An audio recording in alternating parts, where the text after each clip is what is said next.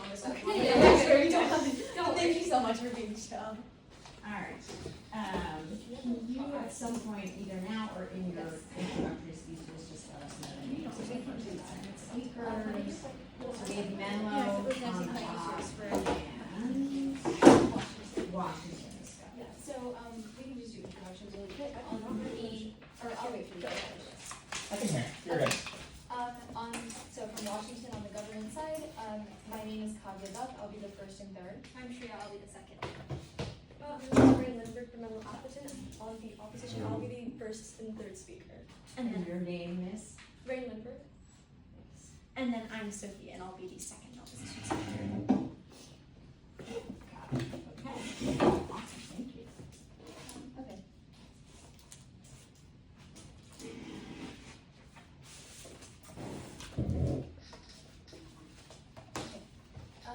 Order for the speech is just going to be top of case, and then I'm going to move into two contentions.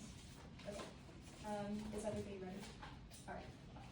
With that, my time begins. Now, today I could be prouder to affirm the resolution that the European Union should impose targeted sanctions on Uganda over the detention of opposition leader Bobi Wine.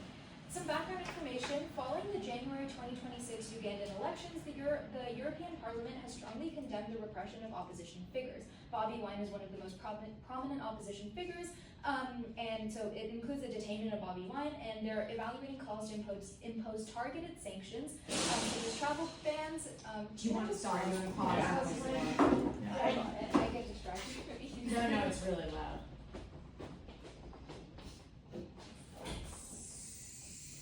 Okay, thank you so much.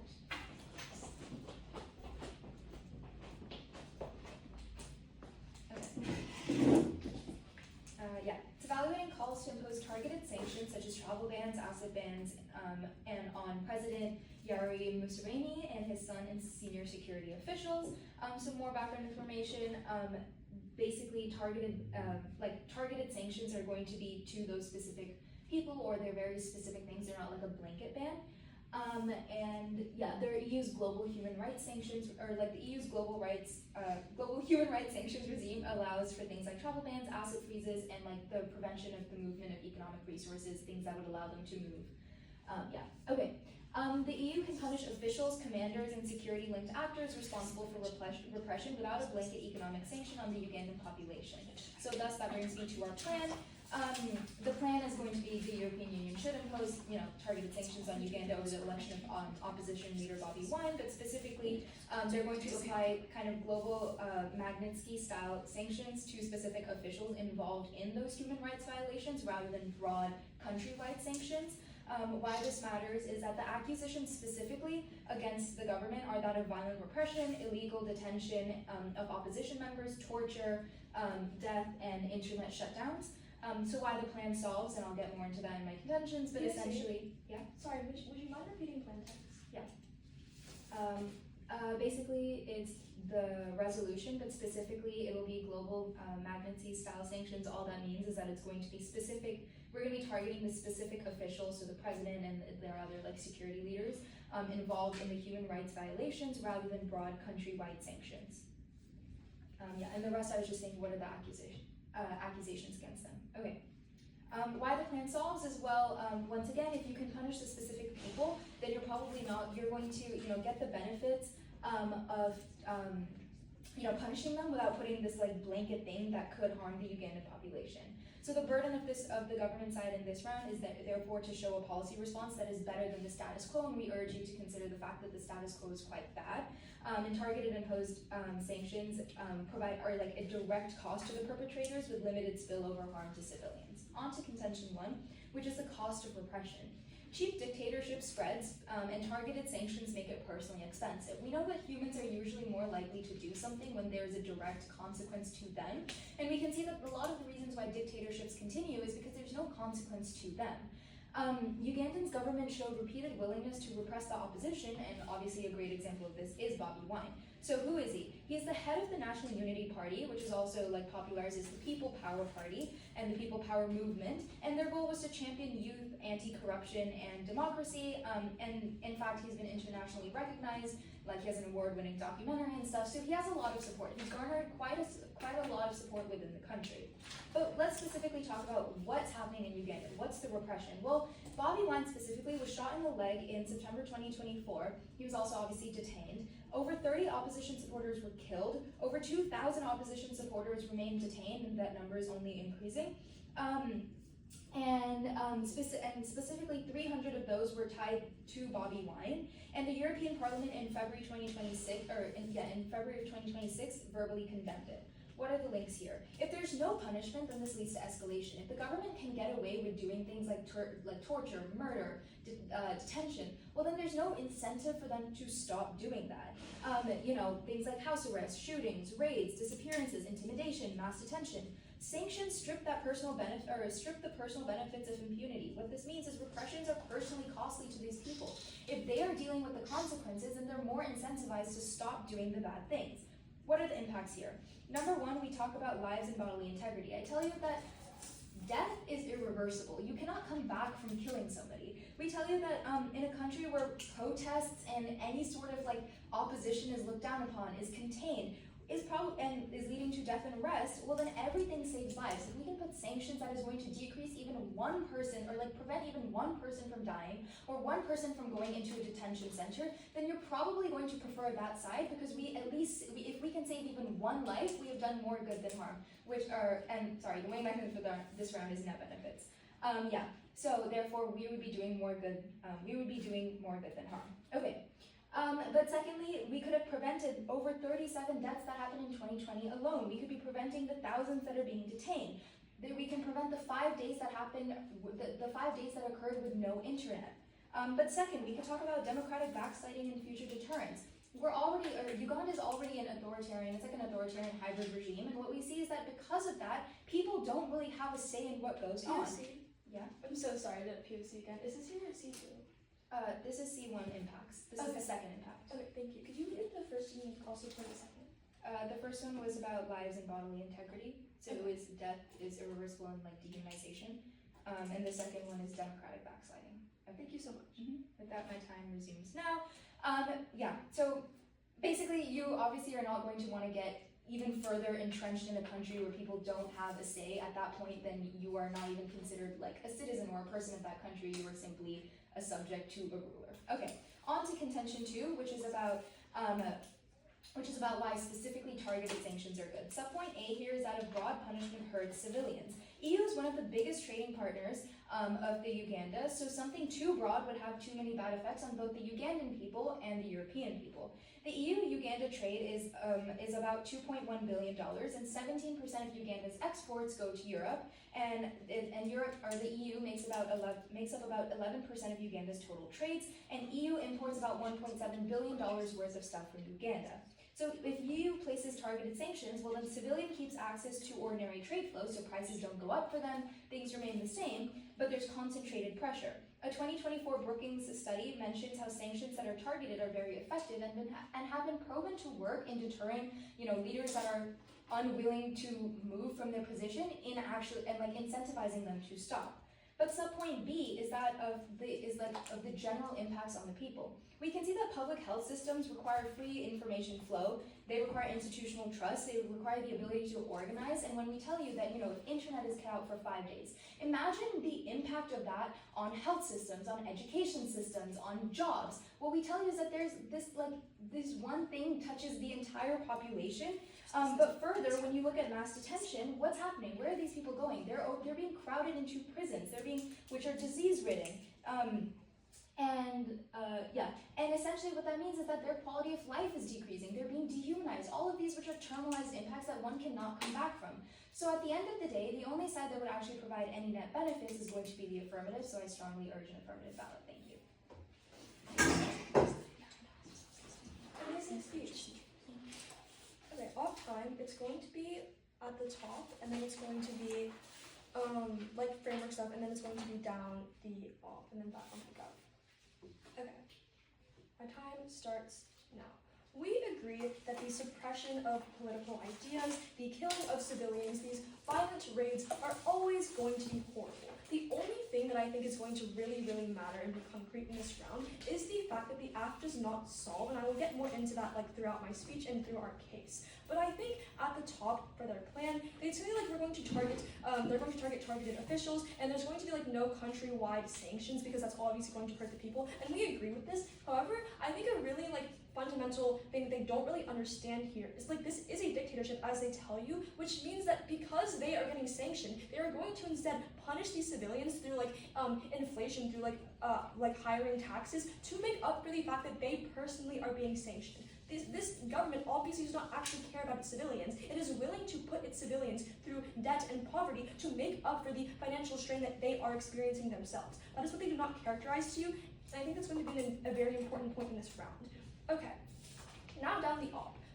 For some like more observations, we think like net benefits to Uganda, including like obviously the people of Uganda. We really care about like the lives of average civilians here. And then for some like more observations at the top, just like Bobi Wine was detained multiple times to like suppress political dissent after the election that they tell you about. And then furthermore, they want to like disrupt campaigns against like, or he was like claimed to like have disrupted campaigns against President Museveni and arranged like illegal protests that incited violence. And therefore he was detained by the like dictator Museveni. So we like largely agree, just like adding a bit more like contextualization to this round. Okay, our first like disadvantage or C1 is going to be hurting civilians. And I think that the whole like blanket response they're probably going to give you in the MG is the fact that this is like targeted sanctions, therefore this won't happen. But I'm going to break it down anyway for you because I think it thoroughly explains how like even if you want to buy that it's targeted sanctions, I still think there's like a trickle-down effect to the people, because obviously this is a dictatorship that does not actually value the lives of innocent civilians, then it will probably hurt these civilians either way.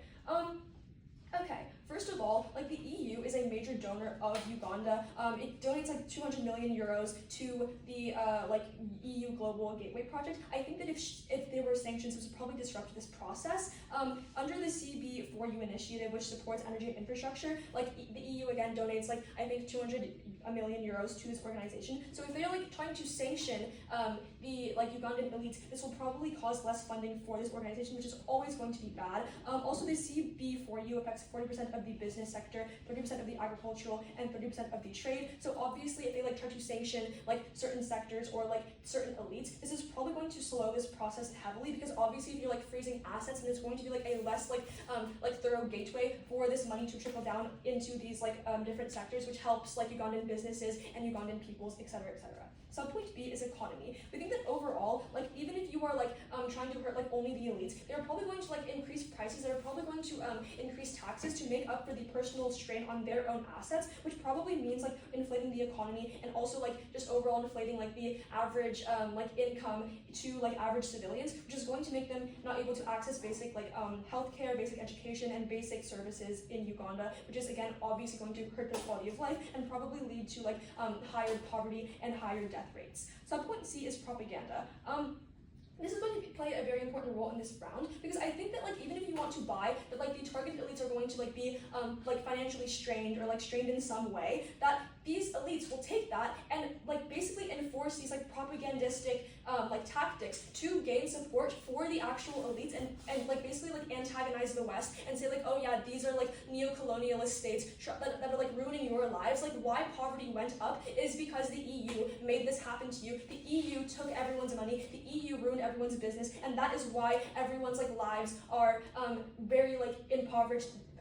This is why the economy is stagnating, because of the neo-colonial West. That is a propaganda that what's his name, Museveni has used for decades, or like just to like campaign his leadership. And then also as president, he has like constantly been like using propagandistic tactics to gain support. He's harassed journalists to like support his story, and also like the sanctions have literally helped him to say like, hey, like yeah, I'm gonna get to that.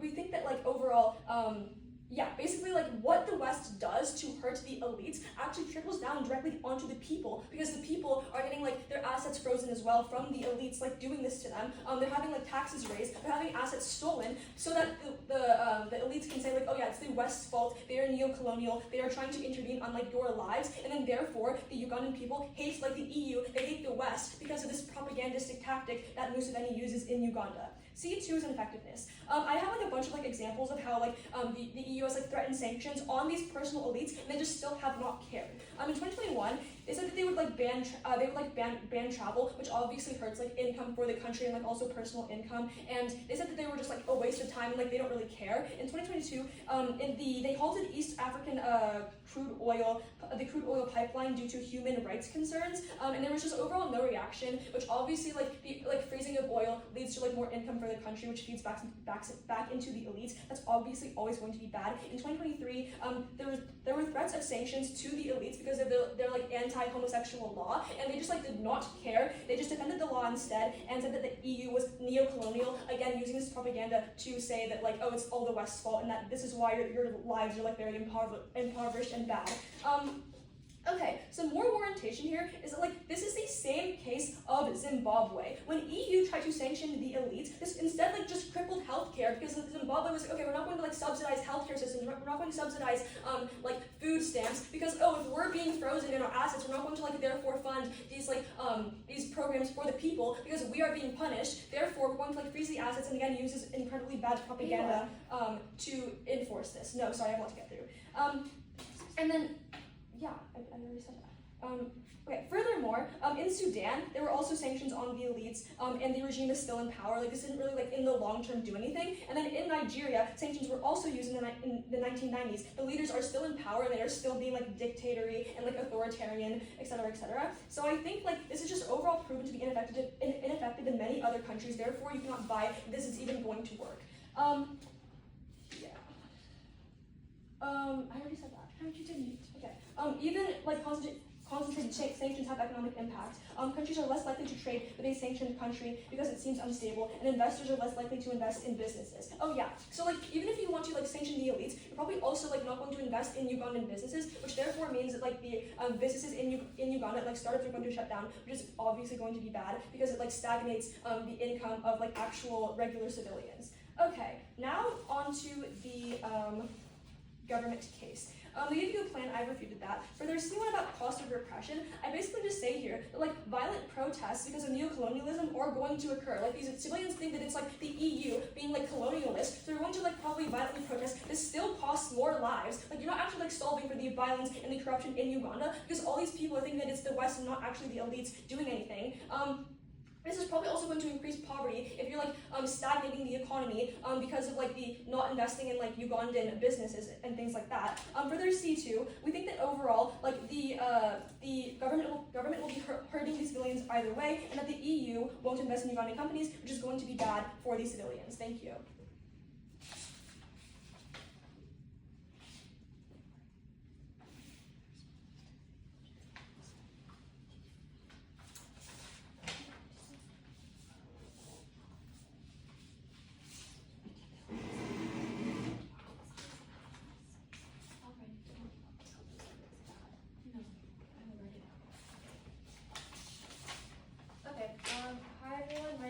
I'm going to be the second speaker on the affirmation side of this debate. I'm going to start off by going, I'll go top of case, then make case in order, and then affirmation case in order. Okay, my time begins now. So just on the top of case, I tell you that, so my opponent's response to our plan is like, they agree, they just give a couple of like other, I guess, specifications about what's happening in Uganda right now. We tell you like, they talk about how like the officials are punished right now. We tell you if the officials are punished, how does that like make any sense that if the officials are like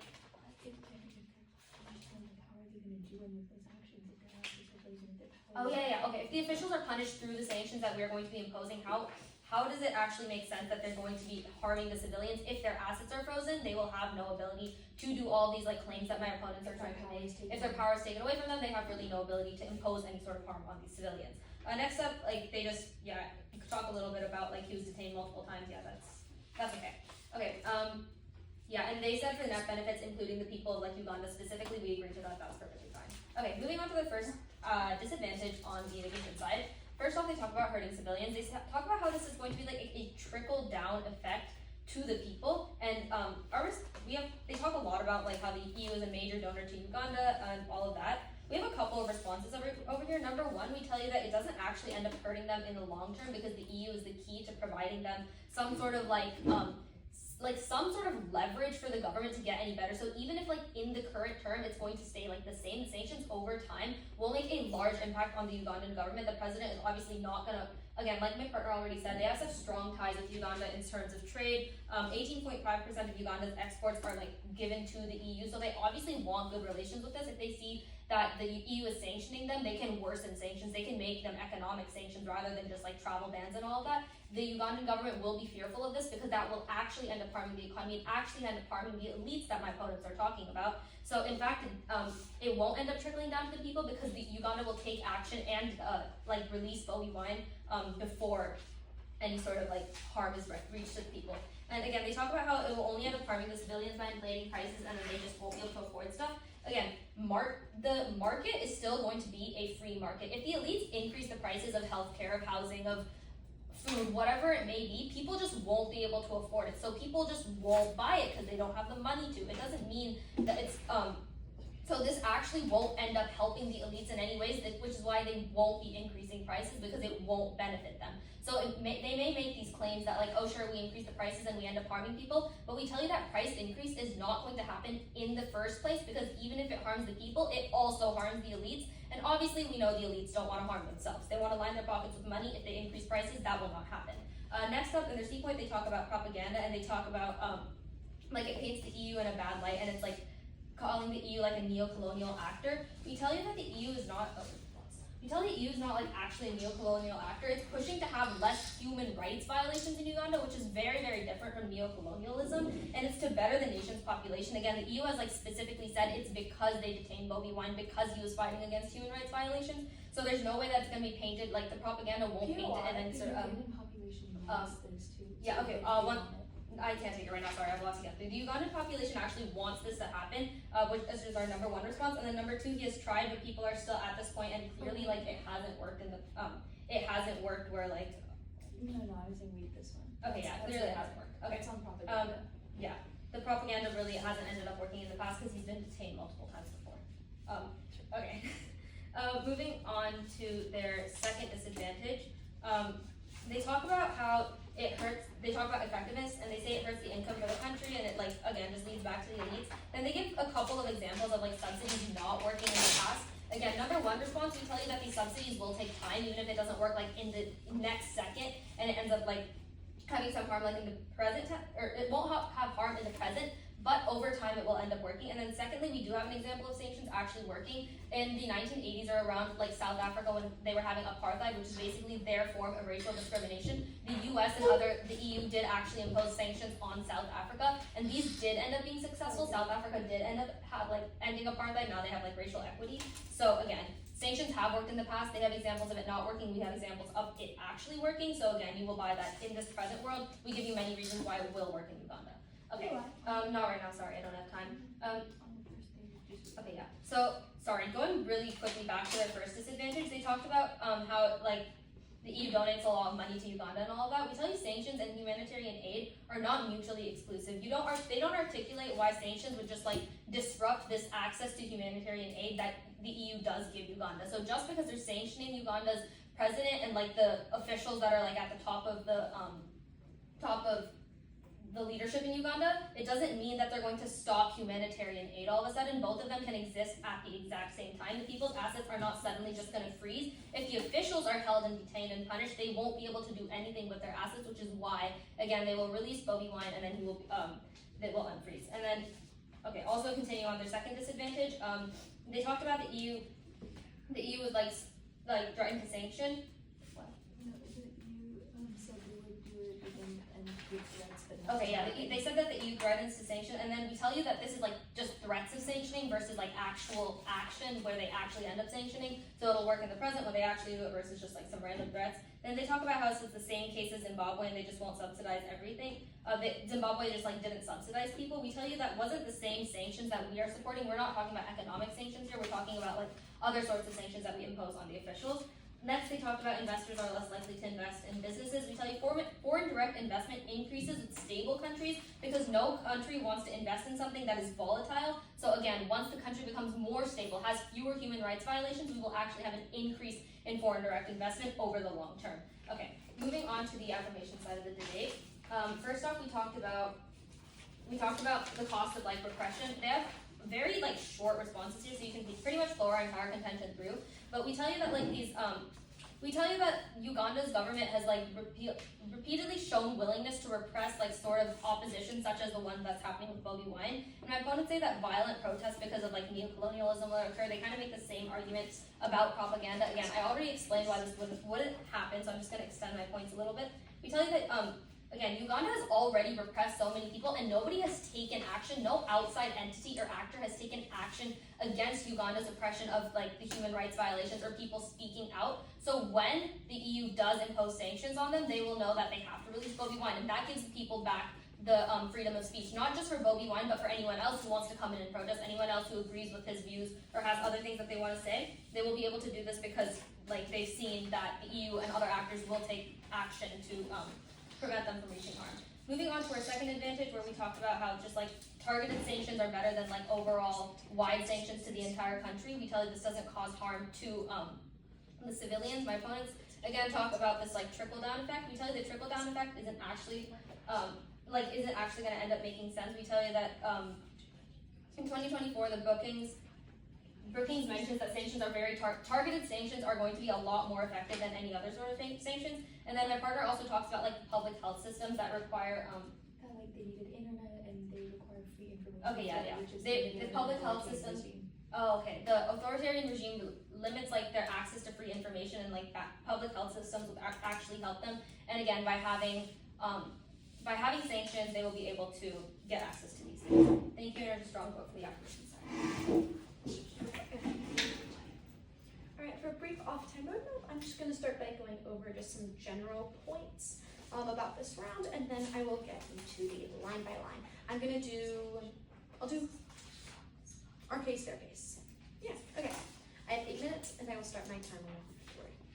The history books always repeat themselves. Look to Zimbabwe. The only thing that they ever say in terms of Zimbabwe is that it's not the same sanctions. However, let me clarify. Oh, it is the same sanctions. The sanctions put against Zimbabwe were specific sanctions. Those were travel bans and economic harms specifically on the upper elites. And if you ask yourself, well then why would all those economic harms have happened? Why was Zimbabwe hurt? Why did it have all of these absolutely horrific economic harms? Well, my partner explains it, but let me explain it further. Now, my partner mentions how countries are less likely to trade with an unstable country and investors are less likely to invest. And my opponents themselves can see this in claiming that no one wants to invest in something volatile. What a sanction does is it is a literal critique from the EU saying this is not a country's worth supporting, this is a country led by an unstable government or a government that acts wrong in certain ways, and it is a direct message to investors and other countries interested in trade to not trade with Uganda. Now, this is the exact same case as what happened in Zimbabwe. And if you look to Zimbabwe, this caused hyperinflation, and this caused this caused destruction in the healthcare industry, where people could not access healthcare at all. Now, this was again also because the leaders in Zimbabwe decided that to make up for some of the economic harms that were being done to them, they decided that it was worth sacrificing their citizens' lives to make up for it. Now, obviously, I'll go over that on the actual case, but I thought that was worth clarifying. But then they mentioned South Africa, right? Like, okay, but sometimes it doesn't work, sometimes it does work, right? But really, when you logically take a look, these are not the same cases. What was happening in South Africa at the time? South Africa had apartheid, yet they also had an incredibly strong anti-apartheid movement. This had gained so much following at the time, and international, a lot of the world was internationally looking at what was happening in South Africa. There was so much of a there was so much already, a global eye on this that is simply just not comparable to Uganda. And also, it was not an authoritarian government that was like dishing out propaganda similar to Uganda. In Uganda, there is very, very strict propaganda. As they themselves have mentioned, journalists are being arrested, which means there is not freedom of press, and people cannot get accurate information, which means that people often blindly believe the government because of this propaganda. That was not happening in South Africa, meaning a large portion of the population in South Africa could receive things from outside journalists and could understand that this was difficult and thus could be overthrown. No one here can claim, and no one with any ounce of historical knowledge can say that South Africa was overthrown because of sanctions. No, it was because of the strength of the anti-apartheid movement. You cannot attribute it to sanctions, so this is not an equal comparison. Now, getting into our first contention on hurting civilians, and I know that I touched on this when I described about these sort of like trickle-down effects. Now, their general responses are like, one is, well, if assets are frozen, they can't do any more harm, right? Well, let's take a look at this. Number one, assets being frozen, travel bans, all these specific sanctions don't remove power. The president will still be a president. The officials will still be the officials. There's nothing to say that they cannot still act as parliament or create whatever laws they are creating. That still happens. And again, look to Zimbabwe. These same specific sanctions were implemented, and people could continue to be oppressed. In fact, oppression rose with the rise in propaganda. So just gut check this, because if they say you can't hurt civilians, how can you not? You are not being taken out of power. Yes, you might be losing money, but if anything, it incentivizes you to make up that money elsewhere. And then to this, they say, oh, they would never hurt healthcare because that hurts them too. But again, they have no warranty. How does harming the healthcare of their very own nation harm themselves? Like there's essentially no links. An authoritarian government is so often willing to let millions of people die as long as it makes them money. If the people who are dying weren't the most strongest contributing members of society, they say let's do it. Because often healthcare is actually a drain on the public cost. It costs the government money to supply this healthcare. So they decide, oh, we can make more money just by letting some people die. Well, they weren't really rich. They weren't contributing to our economy anyways. Let them die. Now, a decent government doesn't do this because they believe in not killing half of their civilians, and also because of journalistic retribution. But with none of those factors, there's nothing to stop them from doing this. So their reputation simply falls through.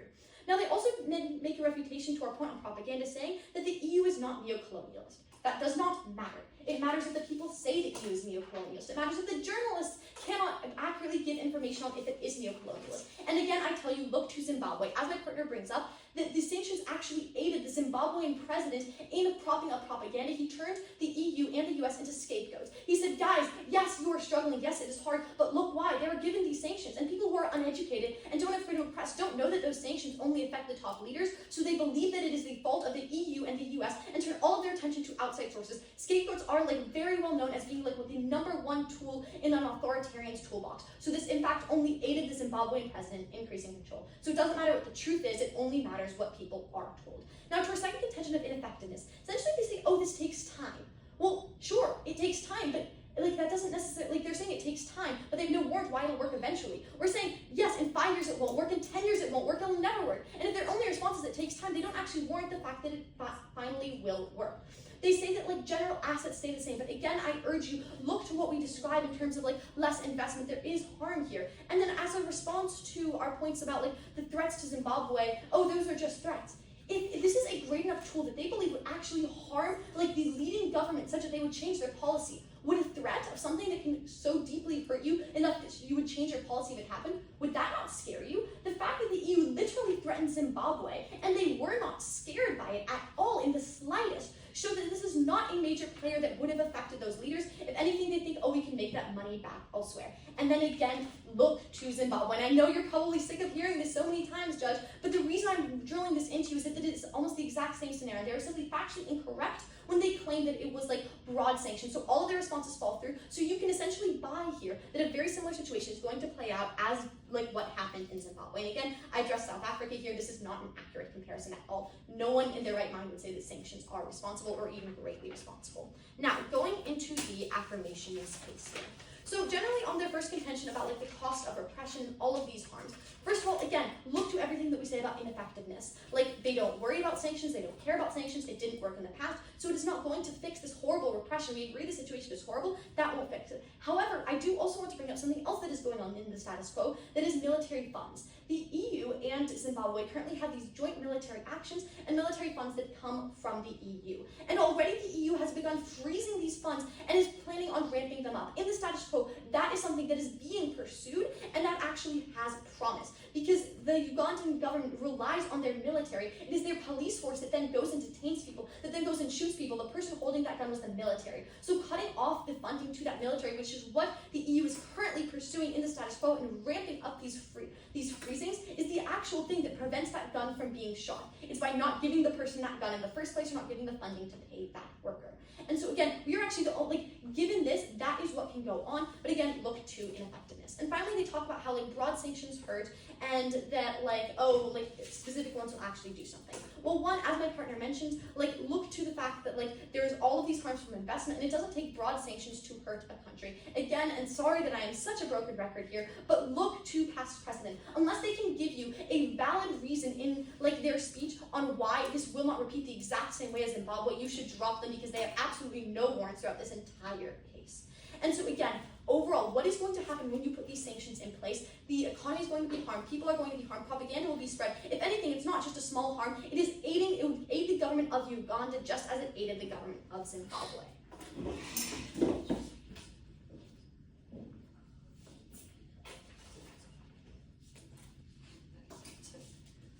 Off time, it's going to be 4 voters and then I think 2 non-voters.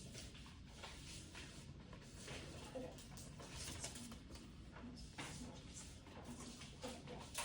Time starts now.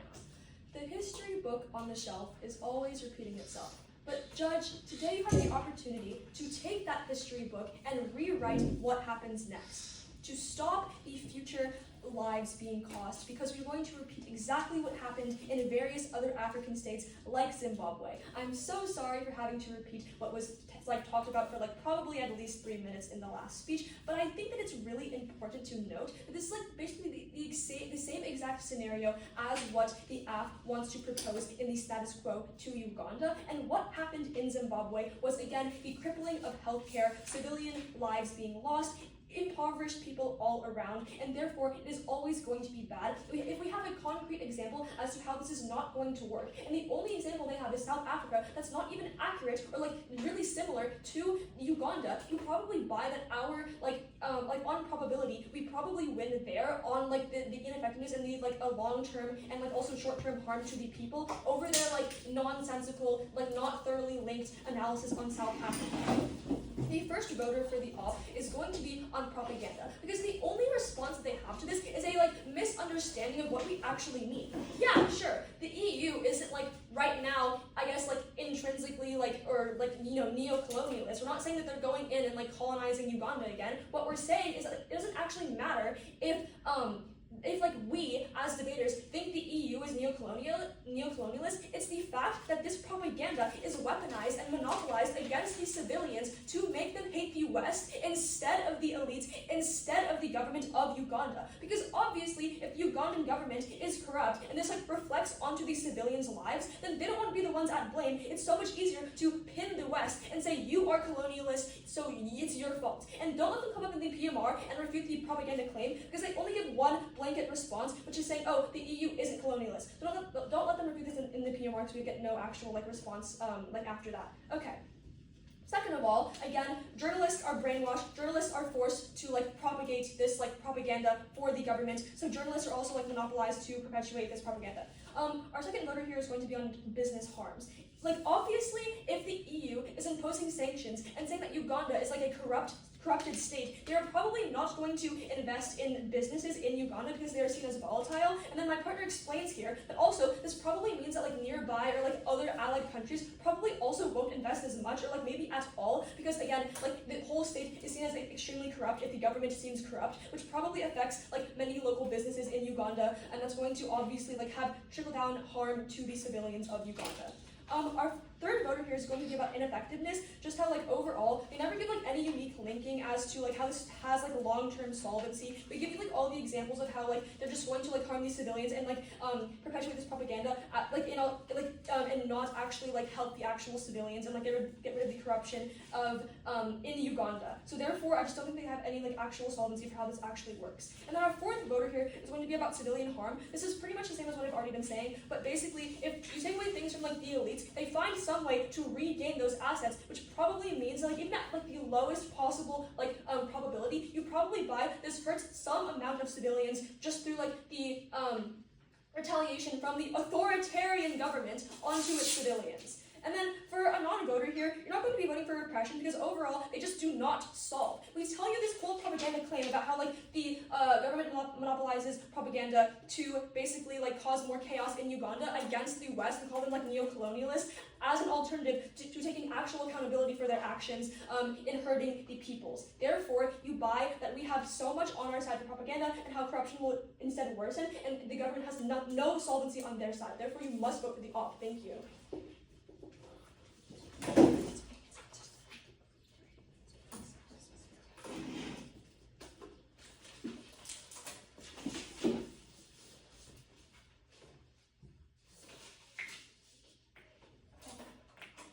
Order for this speech is going to be kind of main responses to the op block / points of clash, and then I'm going to do like weighing in voters. Okay, with that, my time begins now. Judges and opponents, I still stand firmly on the affirmative side that the EU should impose targeted sanctions on Uganda over the detention of opposition leader Bobi Wine. Okay, just kind of talking about some of the main things. One of the new points that comes up in the op block is that the EU is ramping up military funding, and that is the only thing that is working, and like that's what we should focus on. First, they don't really propose this as like an alternate advocacy, but second, even then, it's not mutually exclusive. Similar to the point about humanitarian aid, just cross-apply my response there. You can do both at the same time. In fact, if you do all three things at the same time, you're probably going to have the most effective outcome. So at the point at which they don't really have a response, or like if they're saying like there are good things already happening, and we're saying that if you combine all those things because they're not mutually exclusive, then you can flow their impacts to our side as well. So that means this point kind of goes out the door. But second, the other big thing they talk about is propaganda. It's very strict. There's journalism arrests. You know, South Africa was different. Few responses here. Number one, when there's sanctions and, you know, there is a loss of power, then that means, or, you know, if the EU is doing something to help release those people that are detained, then the people aren't detained or dead. If you refer back to the articulation and explanation I gave you in the first speech, where if even one person less is detained or one person less is dead, well then that means that there's less dehumanization, there's less death. Well then they have their voice to speak. They do retain their voice. That's how movements work, when people are able to speak. Which means that there's going to be a stronger movement against those human rights violations. But second, they conceded the point about how Ugandans want it. We keep saying that, you know, Bobi Wine's party, known as the People Power Movement or the National Unity Power, has a lot of support from the Ugandan people. The fact that the Ugandan people want it, the fact that if they say propaganda has been used for so many years but it hasn't worked right there, the fact that people support it, as I mentioned in my first speech, is evidence enough that it's not working. So their entire point about propaganda too goes out the window. Then they talk about like why won't it repeat exactly the same, you know, all that kind of stuff. Few responses here. Number one, because this all came out of the op block. Number one is it's a different time. It's not the exact same thing. You know, history repeats, but it doesn't repeat in the exact same way. Second, once again, going back, if there's multiple actions at once, if there's humanitarian aid, if, as they say, if there's military funding, if there's sanctions, all those things are probably going to lead to net good. 3, people support it. And 4, we say that it's proven to work. You can look to our articulation about the Brookings Institute, where we saw that on like a meta study, targeted sanctions do work. Then they say like, oh, and then they, the response about foreign direct investment, they go on to say like, oh, a sanction says that it's the sanction that says that the country is volatile. A couple responses here. We say that right now is arguably worse. No one invests in a place that actively has backsliding, that people are detained, that people are dying, that is authoritarian. We say that actually the EU being there and trying to actively help is probably going to increase their credibility. Then they talk about then they kind of have the entire point about like elites will find a way back. What matters is that people think it's neo-colonialism. Again, just cross-apply my articulation about how people want it. Also, propaganda is clearly not working if support remains large, but also that this point is not unique. They're not solving for propaganda in their world, right? If they say propaganda is so bad, they're not doing anything to change it. So at the point at which none of their voters exist, at the point at which any of the impacts that they try to access don't exist, then the only place to vote is affirmative. So let's talk a little bit more about that. We tell you that the status quo is bad. We tell you that in the status quo, there is death, there is dehumanization, there's a restriction on the public health systems. This point went conceded where we talked about how the internet went out, how that affected the flow of information, and also the overcrowding in the prisons due to the detentions. All these points go conceded. All these impacts link into dehumanization and death, which are all irreversible. They're terminalized impacts. My opponents never give you some sort of meta wing that says they say, oh yeah, we might save lives. We tell you, no, if even one person less is not detained or is, it can feel like they can speak, then that's probably going to be more of an impact. Their only response to this is that, oh, the people in power will still stay in power without money, they can still do things, but we tell you that if they literally don't have access to do things, how are they going to do things? And then in the status quo, there's censorship, there's there's less foreign direct investment. So at the point at which the status quo is so bad and they don't give you any counter advocacy or tell you how they're solving for any of the harms that they say exist in the status quo, the only place to vote is affirmative. We have a plan, and we have shown in multiple occasions how it would actually work. Even if you buy on the South Africa point, kind of because this was extended heavily, if you buy that it had a strong apartheid movement already, and the sanctions are what allowed this movement to be highlighted even more, and sanctions can make Uganda's movement stronger if it's weak now, but maybe that's the catalyst that it needs. Sanctions could be that catalyst, and thus I strongly urge you to vote affirmative. Thank you. That was really fun. Yeah. I like this topic as well. Judges, would you like judges to step outside? Up to you.